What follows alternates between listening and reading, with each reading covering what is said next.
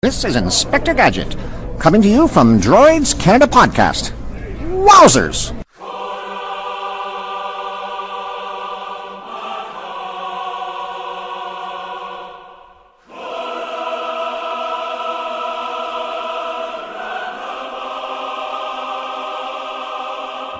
Hey gang, Ralph Garman here. This is Inspector Gadget. Hello, this is Andrew Chalmers, the writer and doctor in Doctor Who Dark Journey.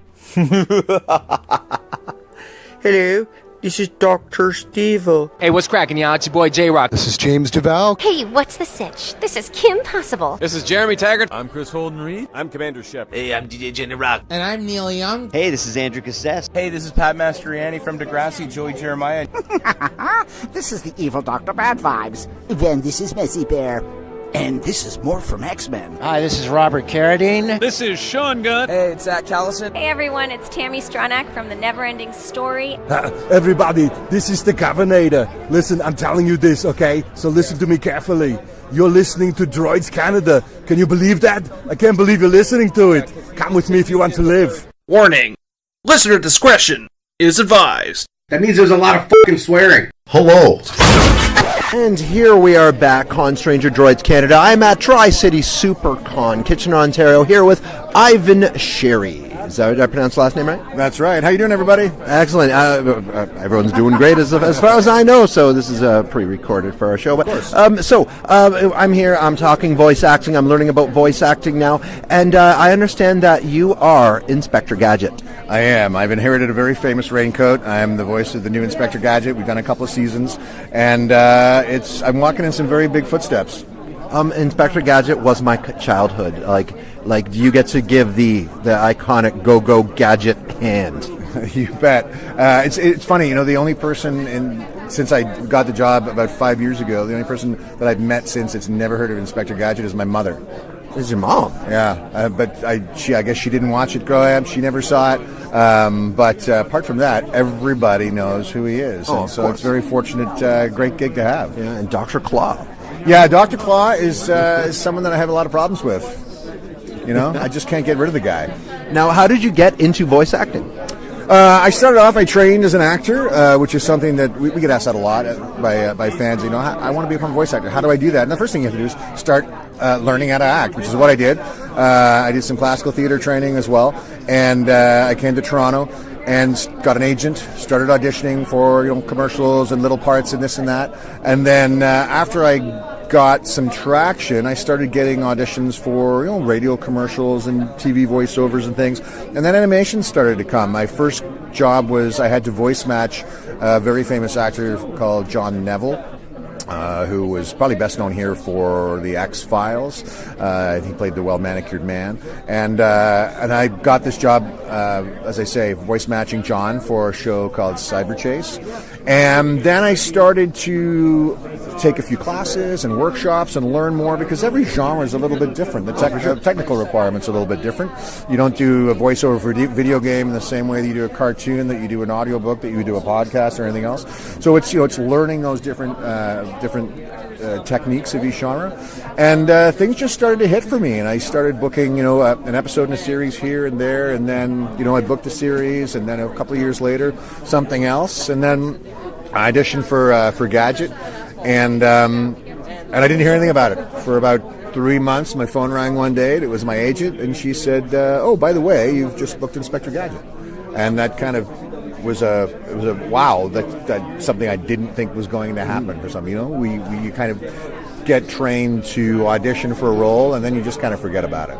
Now, do you find you got any type of difficulties from learning the craft of acting to doing the actual voice acting, where when you're on screen, if you're in theater or whatnot, you get to use your facial expressions and everything with that, but then and that can kind of help create that character that you're portraying. But when it comes to video games as well as animation, do you find any difficulty in the fact that you cannot be physically animated?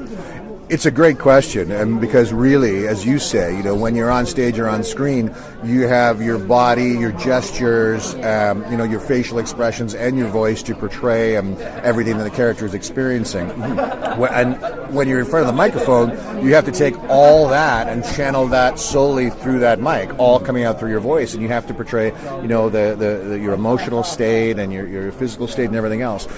Interestingly enough, animation in particular can be very, very physical when you're behind the mic, because you'll see an actor in there if you ever get the chance, and we're waving our arms around, and we're really getting into what we do.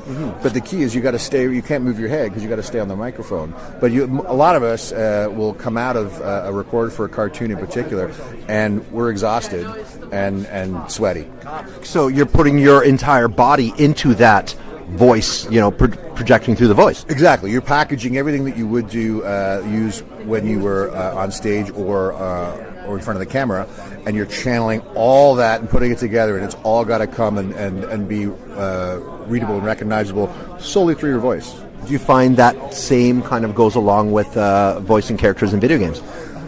To a degree, for sure. We certainly have to take all those elements and put them again through your voice. But the main difference I find in video game voiceover versus animation is that the video games are so hyper real, and over the top and cartoony reads don't fly in the video game world the way they do in cartoons, and that can also vary in cartoons. If you're doing a show for kids that are preschoolers, you're not going to do voices that are too scary. The voices are a little different than they would be perhaps for the show for tweens, where they can be a little more, the characters can be a lot more realistic.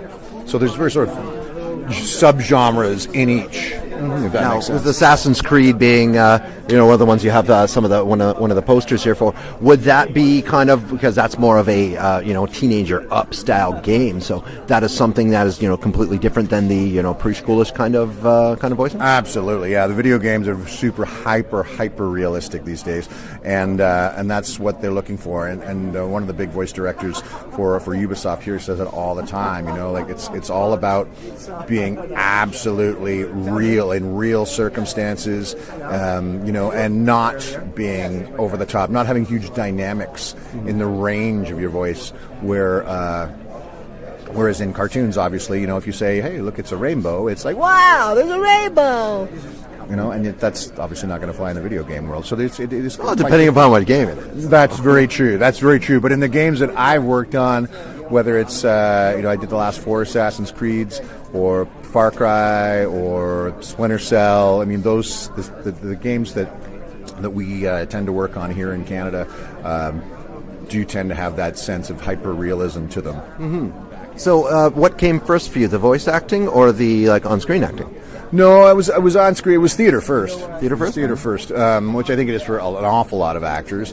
I always saw myself as going into the theater and being a classical actor, and I did a lot of stage work. But once the voice started taking off for me, it's a genre that I love. B, it gives me an awful lot of flexibility. I have a son, so I don't have to be away from home for weeks and months. You're talking to a father of 2, right? So you get it, right? Like I didn't want to be on the road doing a play and getting a call from my wife and, hey, Sam just did this for the first time. Oh, yeah. And also you don't want to miss those first little milestones, from the steps to the first day of kindergarten to the soccer practice to the things that they remember Dad was there. And me being a dad, that's my most important thing, to be there for everything for the kids, which is so cool now. How old are you? My little guy's 5. Little 5? Yeah. When they get a little bit older and start getting more of an interest in what you do, I have my daughter likes to come to conventions with me now, and her friends are into it as well. So it's kind of that. For me, it's a father-daughter kind of event. Yeah, I'm kind of hoping that between Gadget and some of the video games that I've done, and I'm just started recording the Dracula character in the Hotel Transylvania animated series for the second season. Another actor did for the first season. But I'm hoping that the combination of those things hopefully will give Sam some schoolyard cred as the next years come your by. son can go to school and say, my dad is Inspector Gadget. Who can say that?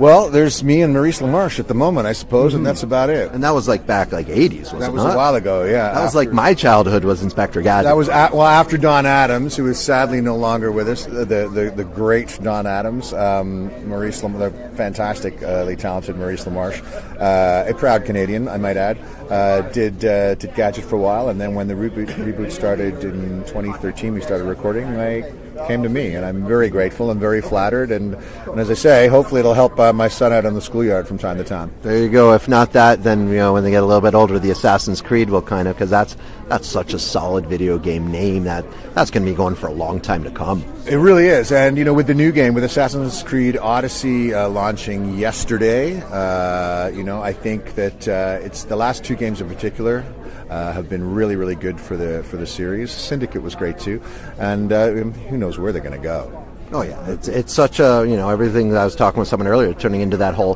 multiplayer online additional content consistently. Keep paying for more content because your $70 game is now going to be like $200 after you're done with this and this and this and buy-ins and everything with that. So now, when it comes to your on-screen acting, what role do you find is the one that you have enjoyed the most to portray?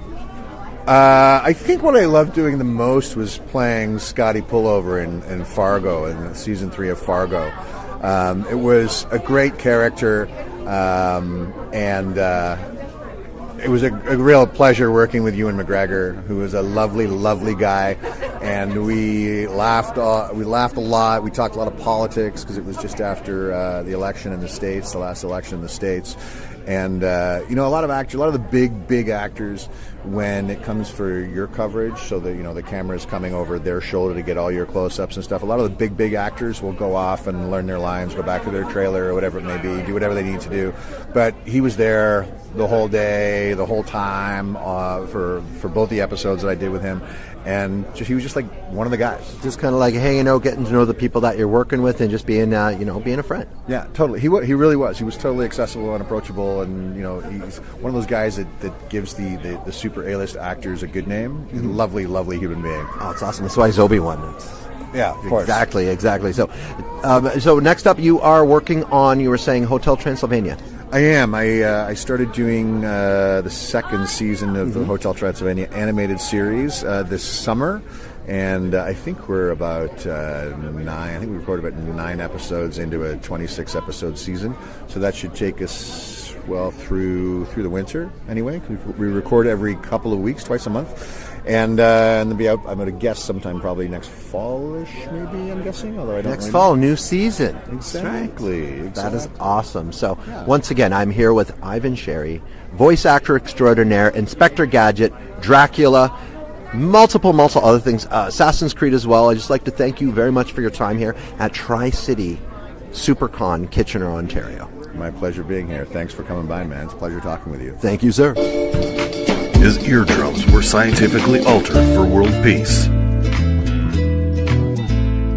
His ears are more finely tuned than yours or mine. He can listen to a podcast from a mile away. He is the most dedicated podcast fan in the world. I do not always listen to podcasts, but when I do, I prefer the Tangent Bomb Network. Keep listening, my friends.